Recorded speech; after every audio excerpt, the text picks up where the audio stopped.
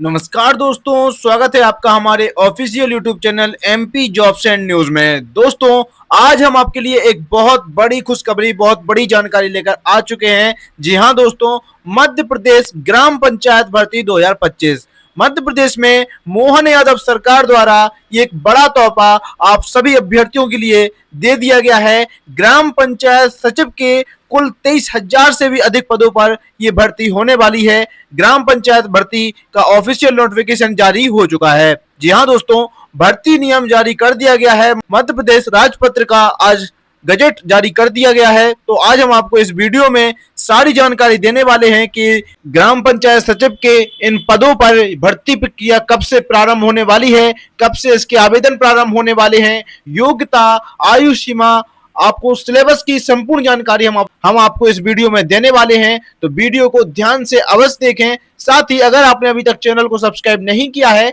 तो जल्दी से कर लें, क्योंकि हमारे द्वारा आपको ऐसी ही गवर्नमेंट जॉब्स की जानकारी डेली दी जाती है। तो आपको सीधा लेकर चलते हैं मध्य प्रदेश सरकार द्वारा जारी किया गया मध्य प्रदेश राजपत्र अर्थात गजट नोटिफिकेशन की ओर। तो आपको वीडियो ध्यान से देखना है और इसके बिल्कुल भी नहीं करना है, जिससे कि आपको सारी जानकारी मिल सके। तो चलते हैं आपके नोटिफिकेशन की ओर।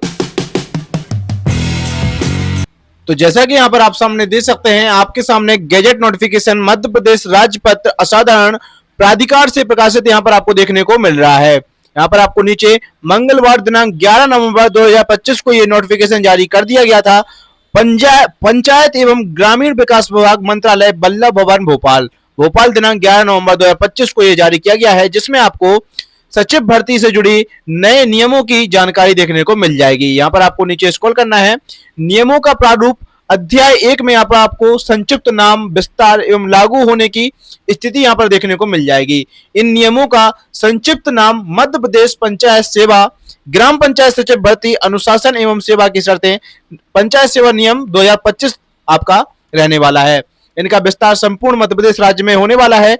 ये नियम मध्य प्रदेश पंचायत राज एवं ग्राम पंचायत स्वराज अधिनियम 1993 के अधीन स्थापित ग्राम पंचायतों के लिए स्वीकृति सचिव के पदों तथा अधिनियम के अधीन ग्राम पंचायत सचिव का पद धारण करने वाले प्रत्येक व्यक्ति पर लागू होंगे। तो यहाँ पर आपको इस नए नियम से जुड़ी परिभाषाएं कुछ देखने को मिल जाएंगी, जैसे कि अधिनियम, वार्षिक गोपनीय प्रतिवेदन, नियुक्ति अधिकारी क्या क्या रहने वाले हैं, सीपीसीटी की जानकारी, संचालक, ये सारी जानकारी यहाँ पर आपको विशेष रूप से देखने को मिल रही है। इसके साथ ही हम आपको इस नोटिफिकेशन में कुछ मुख्य बातों की जानकारी देने वाले हैं, जिसके लिए यहाँ पर हम नोटिफिकेशन में स्क्रॉल करेंगे। यहाँ पर आपको अध्याय 2 में संवर्ग, पदों की संख्या, वर्गीकरण, वेतनमान यहाँ पर आपको जानकारी देखने को मिल जाएगी। संवर्ग, राज्य के प्रत्येक जिले में जिला स्तर पर सचिवों का एक संवर्ग होगा, जिसमें आपको पदों की संख्या यहाँ पर आप देख सकते हैं। सचिव के पदों की संख्या अनुसूची 1 में निर्दिष्ट किए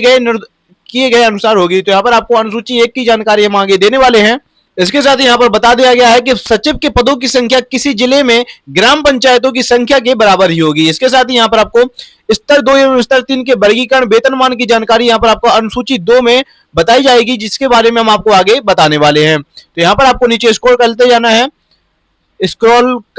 है, जिसके बाद यहाँ पर आपको अध्याय 3 में भर्ती की जानकारी पूरी मिलने वाली है, जिसमें आपको सबसे मुख्य रूप से पात्रता की जानकारी आपको बताई गई है। कोई भी अभ्यर्थी जिसकी शैक्षणिक अर्हता है दी गई, तीसरी अनुसूची में जो जानकारी आपको दी गई है, जिसके बारे में हम आपको आगे बताएंगे, उसके अनुसार यहाँ पर आपको पात्रता देखने को मिल रही है। पात्रता की जानकारी हम आपको पहले बताएंगे। जो अभ्यर्थी पात्र नहीं होंगी उसकी कंडीशन यहाँ पर आपको देखने को मिल रही है।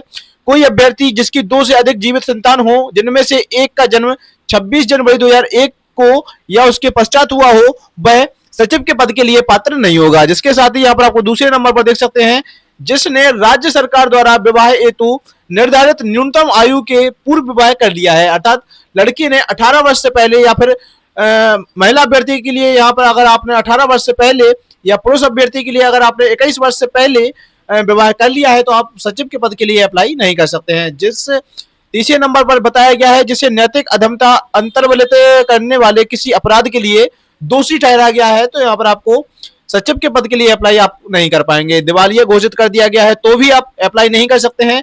मानसिक रूप से अस्वस्थ होने पर भी आप इसमें अप्लाई नहीं कर पाएंगे। तो इस प्रकार से सारे नियम जिसमें सारी कंडीशन बता दी गई हैं, जिसके द्वारा अगर आप इस एक इनमें से किसी एक भी कंडीशन को अप्लाई करते हैं तो आप सचिव के पद के लिए पात्र नहीं होंगे। आरक्षण की यहाँ पर आपको जानकारी देखने को मिल जाएगी। मध्य प्रदेश शासन प्रशासन विभाग द्वारा जातियों के विभिन्न प्रवर्गों के लिए विविध आरक्षण संबंधी जानकारी संबंधी जारी नियम, अधिसूचनाएं एवं निर्देश तत्सम प्रवृत्ति भर्ती के लिए लागू होंगे। जातियों के विभिन्न प्रवर्गों के आरक्षण का रोस्टर जिला पंचायत कार्यालय में संधारित किया जाएगा। ग्राम रोजगार सहायकों के लिए कोटा यहाँ पर रहने वाला है। तो जो सहायक सचिव हैं उनके लिए बहुत बड़ी खुशखबरी है। सचिवों के कुल रिक्त पदों के विरुद्ध प्रत्येक आरक्षित श्रेणी में रिक्त पदों का 50% कोटा पात्र ग्राम पंचायत रोजगार सहायकों से भर्ती के लिए आरक्षित रखा जाएगा। तो जो भी ग्राम पंचायत सचिव हैं, सहायक सचिव हैं, उनको ग्राम पंचायत सचिव के लिए 50% कोटा रहने वाला है।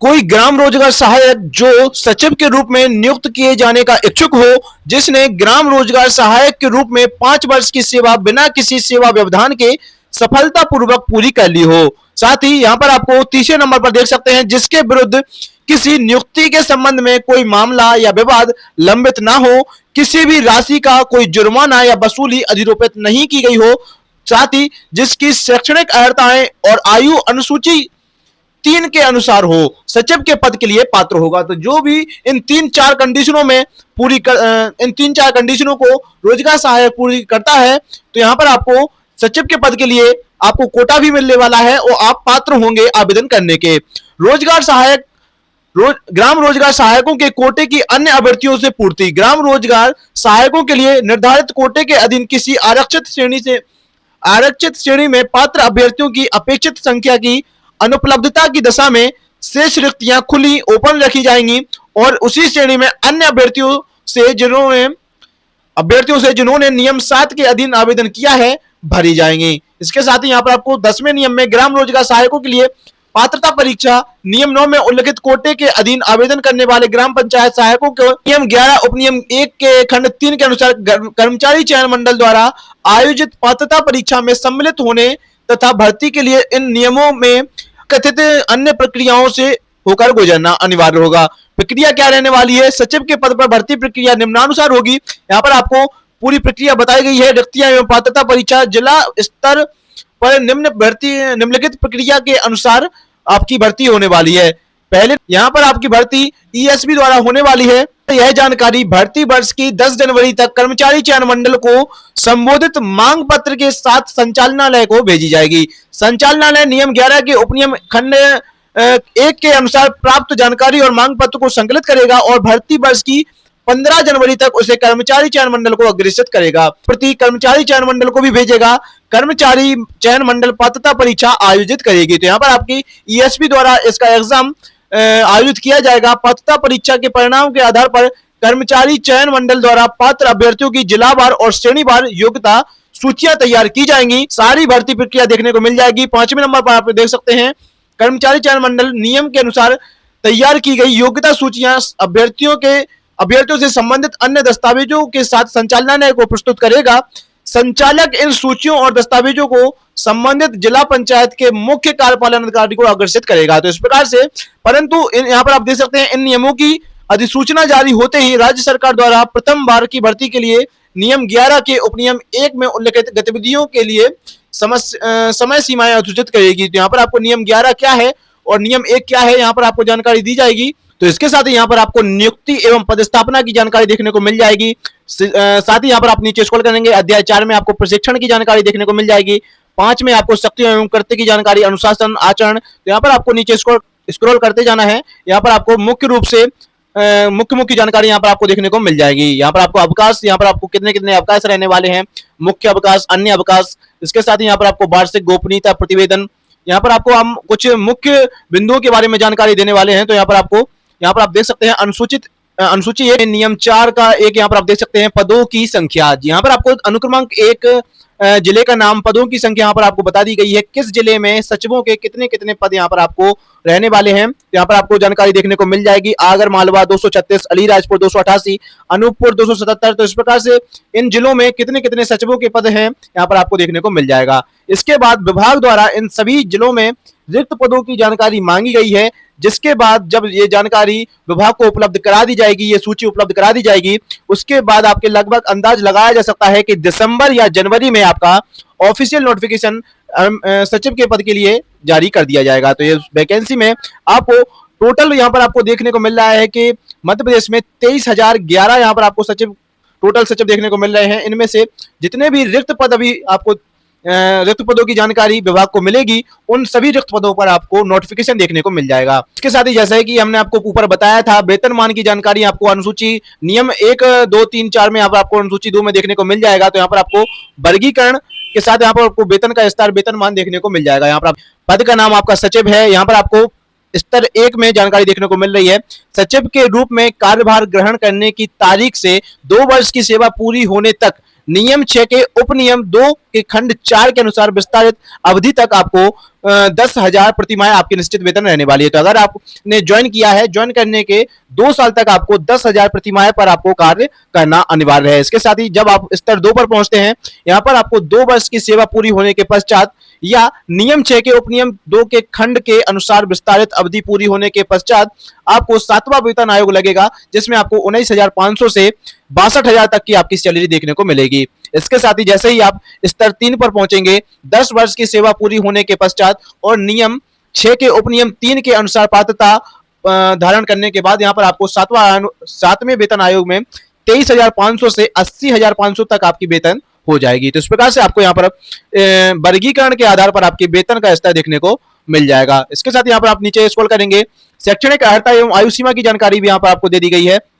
तो यहाँ पर आपको पद का नाम ग्राम पंचायत सचिव देखने को मिल रहा है। शैक्षणिक अर्हता में यहाँ पर आप देख सकते हैं किसी मान्यता प्राप्त विश्वविद्यालय से स्नातक उपाधि, साथ ही आपको कंप्यूटर दक्षता में पास एवं सीपीसीटी में हिंदी टाइपिंग आपके पास होना आवश्यक है।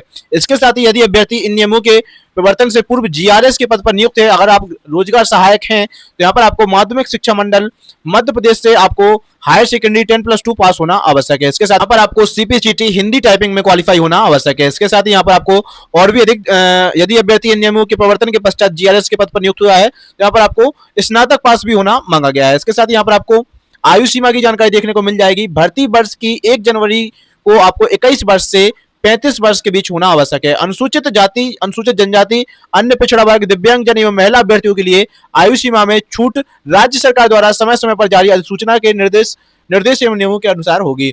जीआरएस कोटे से संबंधित अभ्यर्थियों के लिए आयु सीमा में 50 वर्ष तक आपकी अधिकतम आयु सीमा निर्धारित की गई है। तो इस प्रकार से दोस्तों इस ऑफिशियल नोटिफिकेशन में आपके सचिव की वैकेंसी की सारी जानकारी दे दी गई है। साथ ही यहाँ पर आपकी क्या क्या कार्यवाही होने वाली है, इसकी जानकारी भी यहाँ पर आपको देखने को मिल जाएगी। तो इस प्रकार से दोस्तों इस ऑफिशियल नोटिफिकेशन में हमने आपको सारी जानकारी दे दी है। जैसे ही इस वैकेंसी का ऑफिशियल नोटिफिकेशन जारी किया जाएगा, उसकी जानकारी हम आपको वीडियो के माध्यम से उपलब्ध करा देंगे। तो जो भी अभ्यर्थी सचिव के पद के लिए तैयारी में लगे हुए हैं, जो भी रोजगार सहायक सचिव बनना चाहते हैं, तो उनके लिए ये सूचना बहुत ही महत्वपूर्ण होने वाली है। तो आप तैयारी में जुट जाएं, क्योंकि बहुत ही जल्द इसकी भर्ती प्रक्रिया प्रारंभ होने जा रही है। और भी अगर इससे जुड़ी कोई भी जानकारी विभाग द्वारा जारी की जाएगी, तो हम आपको वीडियो के माध्यम से इसी चैनल पर उपलब्ध करा देंगे। तो इसलिए आप हमारे चैनल को सब्सक्राइब जरूर कर लें और बेल आइकन जरूर प्रेस कर लें, जिससे कि आपको नोटिफिकेशन के माध्यम से वीडियोस की जानकारी मिलती रहे। तो इसी के साथ चलते हैं, मिलते हैं अगले वीडियो में